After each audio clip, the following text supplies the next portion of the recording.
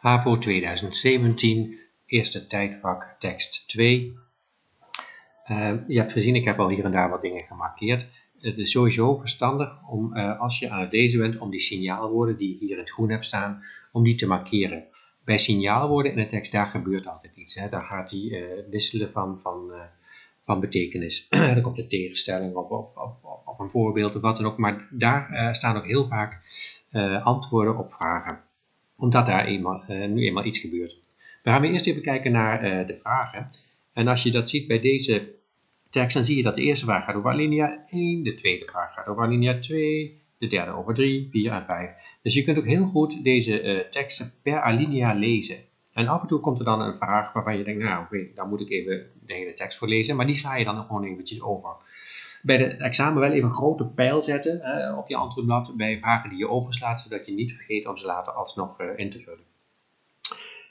De eerste vraag, what is the main point made in paragraph 1? Dus dat is wat willen ze, de hoofdboodschap van alinea 1 eigenlijk? Nou, graffiti is everywhere, on trains, walls, telegraph poles, billboards, fences and desktops. The most important part of being a graffitist is the tag. Millions upon millions are spent on removing the vandalism of graffiti. But no one has asked why the tag is so significant. Je zei een signaalwoord. No one has asked why the tag is so significant. Niemand heeft dat gevraagd en dat gaat hij dus beantwoorden. Waarom is die tag so significant? Dat is ook de hoofdzaak. We moeten even kijken waarom dat dan is, maar dat is wel waar het om draait. En het staat dus bij een signaalwoord. Living in an age where brands are everything, where names such as Apple, Bulgari, Nike and Gucci have an almost mystical power, as though if we were to invoke the names often enough, we might suddenly find ourselves levitating above the mere mortals that surround us. Dat stukje tussen haakjes, die staat ook niet voor niks tussen haakjes. Als je de hoofdzaak van een tekst wil begrijpen, zou je die gewoon even over moeten slaan. Dus, have an almost mystical power. Surely we cannot find it surprising that young people feel the urgency to brand themselves. En dat is dan ook het antwoord. Hè? Living in an age where brands are everything, waar merken heel belangrijk zijn, dan kunnen we toch niet verbaasd zijn dat jonge mensen ook die noodzaak voelen om zichzelf een merk te geven, zeg maar, om bekendheid te krijgen. Nou, als we dan kijken naar de antwoorden. Graffitists are good at commercially exploiting their work. Het ging over de vraag, waarom doen ze dit? Hè? It's a mystery why they're eager to copy famous logos. Kopiëren ze famous logos? Nee, ze maken hun eigen tag. It's clear what motivates youngsters to become graffitists. Daar komen we in de buurt, hè. Het is duidelijk wat ze willen. Nou ja, iedereen heeft die urgency. Even nog naar de andere twee kijken of er nog een betere tussen zit. Society should behave more tolerant. Nee, daar gaat het helemaal niet over. And some graffitists act as if they are superior to their peers. Ze doen net alsof zij meer zijn dan anderen. Dat is ook niet de hoofdzaak. Want de hoofdzaak was, dat hadden we ook bij het signaal gezien, is waarom is die taak zo belangrijk? En vandaar antwoord C. The main function of paragraph 2. Nou, even kijken. Paragraph 2. When I was growing up, even scrollen. Yeah. There was only one brand that mattered, Levi's jeans. Before you could judge whether someone was in or not, you had to check out their backside. Dan moest je op hun rug kijken op de Levi's. Levi's heeft nog steeds dat rode logootje, dat labeltje. Levi's signified cool. The way you checked someone's status was to ensure that their back left-hand pocket was bearing the tiny red tag with the word Levi's. Dus als je wilde weten iemand cool is, je was cool als je Levi's had. Daar komt het eigenlijk op neer. My best friend and I quickly realized that the most rebellious act possible was to tear off a teenager's Levi's tag. It was a dangerous activity, and we were threatened with bashing more than once. Kids pounced on us when they realized their tag was gone. Ripping the tag off meant removing all the value, not only of the jeans, but of the person. So, although I am now approaching my mid-50s, the teenage desire for tags is something I still understand. Dus het laatste stukje, daar zegt hij, hoewel ik dan zo oud ben, goed, bij een signaalwoord, dit stukje, ik begrijp waarom ze dat doen, zegt hij. En hij geeft eigenlijk daarvoor steeds een voorbeeld wat ze deden, die tag. En hier legt hij eigenlijk uit, waarom hij dat snapt. Dus dat mensen een tag willen hebben. Want dat wilden ze vroeger ook al met die Levi's jeans. Nou, wat is dan het antwoord? To analyze his fascination with tags. Is hij gefascineerd door tags? Dat zegt hij niet. Hij zegt, ik snap waarom ze het willen. Establish ignorance. Nee, niet ignorance. Hij zegt, ik snap het. Explain the writer's dislike. De afkeer. Nee, hij heeft geen afkeer ervan, maar wel zijn insight. Hij zegt, want ik heb om die reden snap ik waarom ze het willen. En daarom is het antwoord D, 4D dus. We gaan naar vraag 5.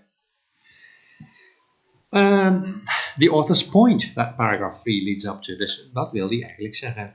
Leads up to. Maar ook hier bij de vorige vraag zag je weer na die although, na dat signaalwoord, daar zat het antwoord. Signaalwoorden zijn echt belangrijk. Nou, alinea 3. The real frightening part of the story is the growth of that tag. Dat woord frightening, dat zegt al iets aan. Hij vindt dat negatief, dat het zo belangrijk is geworden, want hij vindt het frightening.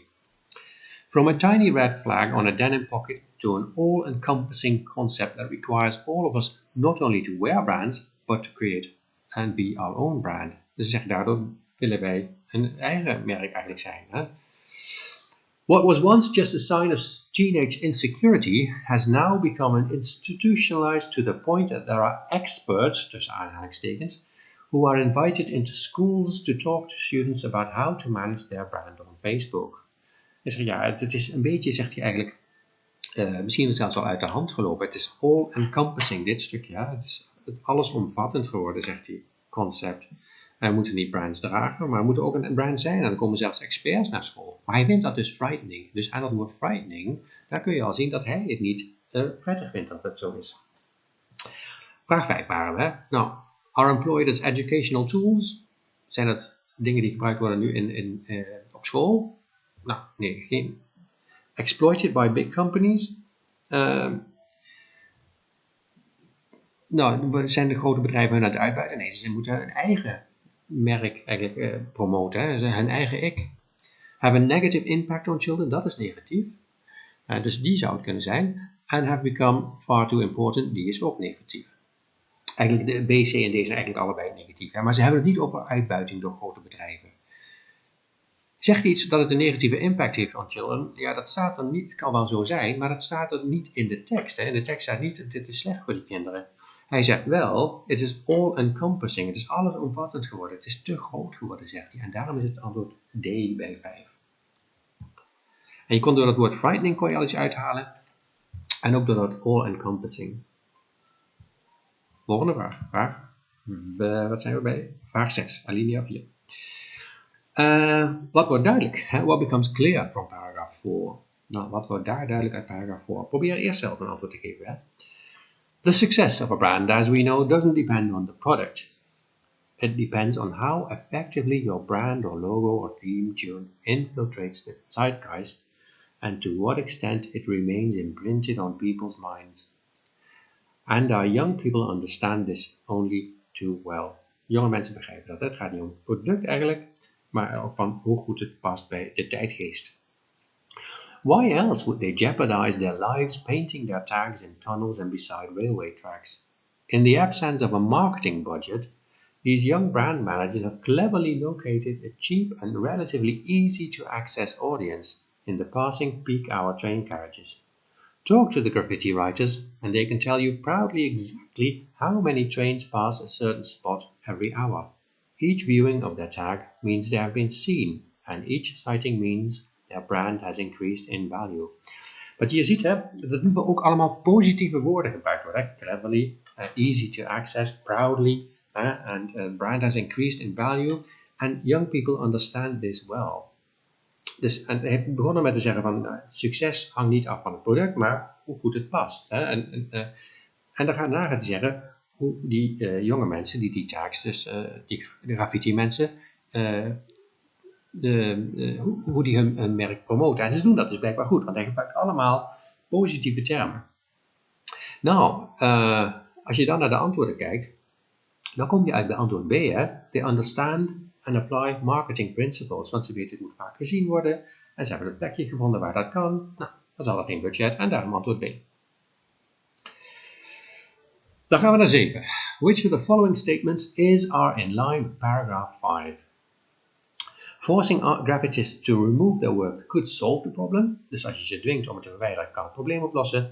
Making graffitists feel excluded may increase their urge to produce graffiti. Dus als je ervoor zorgt dat ze zich excluded voelen, buitengesloten, dan wordt de neiging om graffiti te maken misschien zelfs wel groter, increase.